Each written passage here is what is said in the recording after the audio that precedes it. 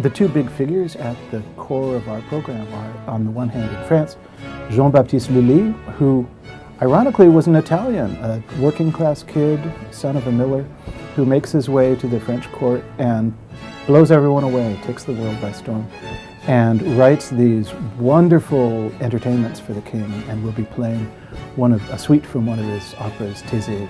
About 100 years later in France, this extraordinary musician named Jean-Philippe Rameau also came to Paris, and his story is a very different one. He was 50 years old when he came to Paris, and this was sort of the second act of his life.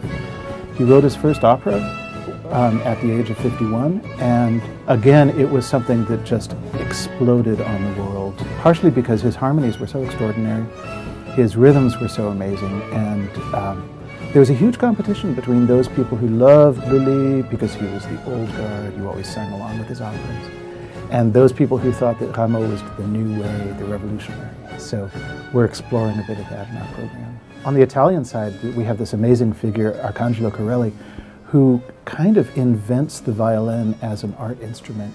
He's still the only composer buried in the Pantheon in Rome, and he creates this band of virtuosos in Rome, and his playing was so passionate and so expressive that people came from all over the world to study with him. And his great rival was Antonio Vivaldi in Venice, and where Arcangelo Corelli might have been the archangel of purity and balance and order, Vivaldi is this incredible force of chaos and energy that goes on. So we'll be playing two concertos by Vivaldi in these programs. One totally rocking concerto for two violins and two cellos, which is absolute rock and roll.